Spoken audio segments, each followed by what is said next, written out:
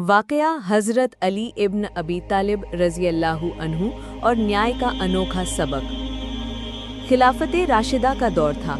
हज़रत अली इब्न अबी तालिब रज़ी अल्लाहु अन्हु चौथे खलीफा थे। आप अपनी अद्भुत बहादुरी, इल्म और इंसाफ के लिए मशहूर थे।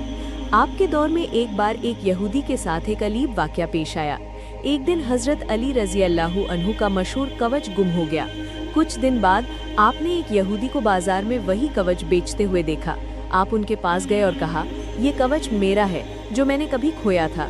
यहूदी ने जवाब दिया, नहीं, ये मेरा कवच है और मैं इसे बेच रहा हूँ। मामला अदालत में पहुंचा।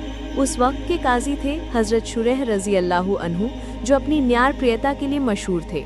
अदालत में हज़रत अली रज़ी अल्लाहु अन्हु ने कहा, ये कवच मेरा है और मेरे पास इसका गवाह मेरे बेटा हज़रत हसन इब्न अली रज़ी अल्लाहु अन्हु है।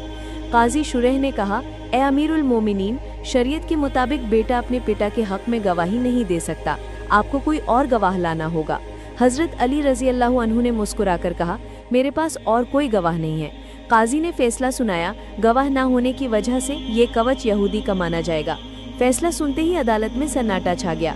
यहूदी हैरान रह गया कि मुसलमानों का खलीफा भी अपने लिए फैसले में शरीयत से ऊपर नहीं है। उसकी आंखों से आंसू निकल आए और उसने कहा, अल्लाह की कसम, ये कवच आपका ही है, लेकिन मैं आपकी न्यायप्रियता देखकर गवाही देता हूँ कि आप अल्लाह के सच्चे बंदे और रसूल के सच्चे साथी हैं। उसने वहीं इस्लाम कबूल कर लिया और कवच वापस कर दिया। हज़रत अली रज़ी अल्लाहु अन्हु ने कवच उसे तोहफे में